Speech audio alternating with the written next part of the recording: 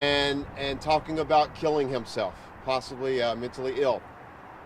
And so officers arrived, but he was not at the location. We got another call around 7:52 this morning. The suspect had returned to the location and apparently attacked two males and attempted to steal their car. And they called the police around 7:52 in the morning. The suspect was on foot and still trying to evade, and left that location and made his way into the HEB that is on Washington, where he stole what is reportedly a phone charger, left out of there, and continued west and northbound from that location towards I-10. Officers were converging on the scene, and they had a description, and they were still looking for him, and eventually found him in a parking garage that is just south of I-10, probably the best location behind the Walmart area, close to Yale and I-10, in an apartment complex back in that area. He was in a large parking garage, so the officer set up a perimeter, called for our K-9 officers, and we're trying to locate him in that location for some time. And he managed to jump buildings, is what we understand, jump apartment complex, parking garages, and made his way back out onto a street, continuing north up towards I-10 and the service road. That's where our K-9 officers and other officers found him again, and there was a foot chase, and as he was running back into some neighborhoods behind that location. Our K-9 officer, and the K-9 dog, Nate, that is his name, released, and Nate called him behind a building at that location, just outside of our K-9 officer. Our K-9 officer heard a scream or a yelp from the dog. As our K-9 officer came around, our suspect was holding a large butcher knife, which you would see normally in a kitchen, one of the largest, in an upward raised motion, and apparently had just stabbed Nate, our K-9 dog.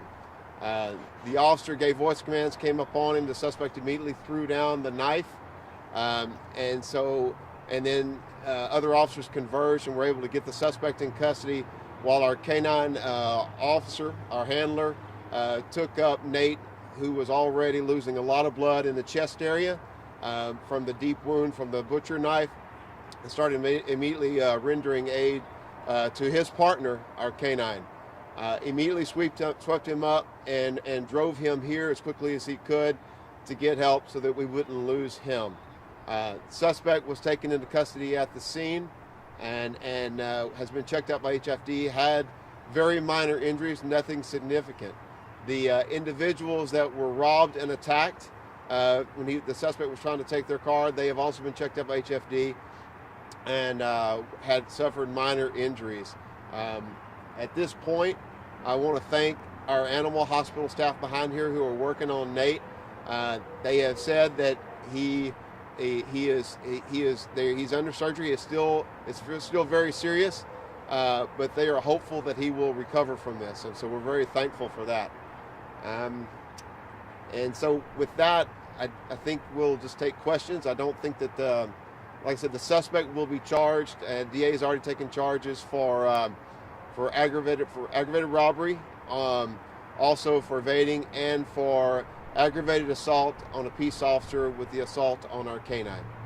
So with that, I'll take questions. Chief, can you kind of explain that to the public to know that a K-9 is exactly Yes. an officer? Yes. Under Texas law, the K-9 is an officer for these purposes, and that's what makes it aggravated assault for the stabbing of our K-9. How many times was he stabbed? He has multiple cuts, but the one that we're most concerned with was a deep stab wound to the chest area, just right around the thorax of the dog. So, How long has he been with the department? Kind of tell us a little about him. so he is a Malamar. He has been on he is 4 years old. He has been on the department approximately 3 years, and about 2 years ago became one of our SWAT officer dogs. So he's a very valued member, to the team. He's done great work. So obviously we're all very concerned for him. What about a name of the suspect or age? So we're not going to release a name at this time, but the suspect is a white male in his mid-20s. Again, in terms of his mental state, I can't tell you other than obviously it sounds like he's under some type of mental illness, some type of psychotic episode, but that'll be, we'll leave that to the doctors to tell us what's actually going on there. But for now, like I said, not seriously injured at all. Minor injuries checked out, and it's going to be transported to our joint processing center this time. How grateful are you guys that We're that very- is going to be okay? This could have been much worse. You know, I mean, at first we weren't sure. It was very dicey, and we are still not out of the woods completely yet. I just want to be very clear on that. This was a deep, large gash wound to the chest area, and Nate lost a lot of blood. I mean, and there's a lot of blood on the scene from Nate and in the vehicle that we used to transport him. So we are not out of the woods. But again, I want to thank the team that's behind us.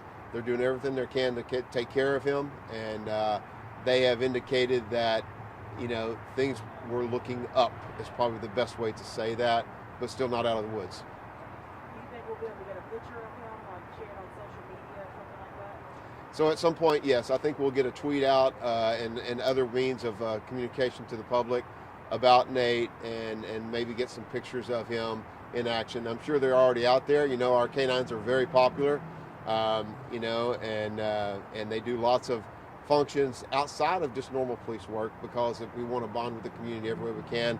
And obviously our four-legged partners are a great way to do that.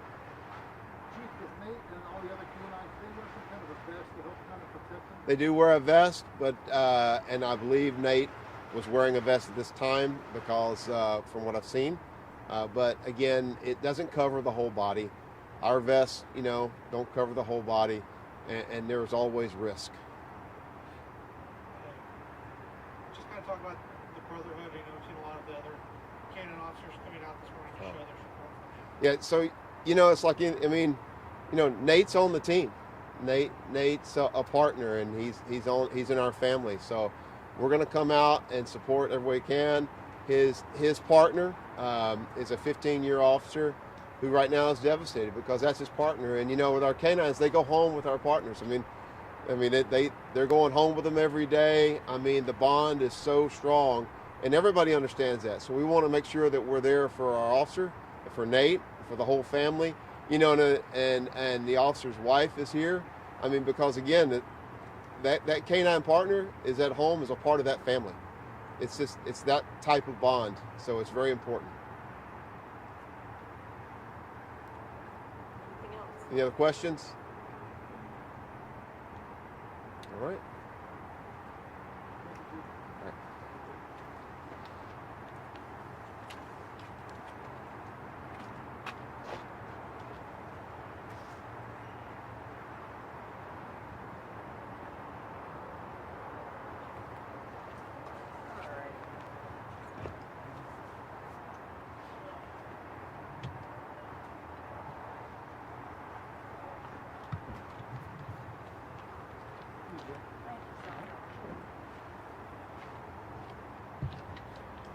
That's great.